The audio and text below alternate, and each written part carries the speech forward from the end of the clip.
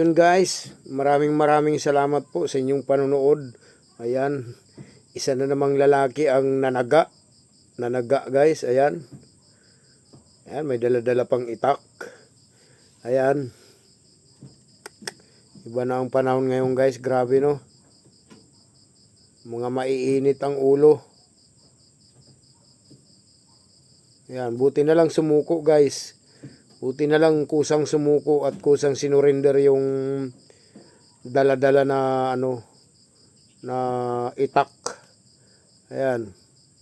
Buti na lang hindi siya lumaban. Kung lumaban siya, naku po, sigurado baka may mapaglalagyan sa mga pulis na mahahaba ang dala. So hanggang dito na lang guys. Maraming salamat. At siya nga pala, huwag niyong kalimutan pag-subscribe ang aking YouTube channel.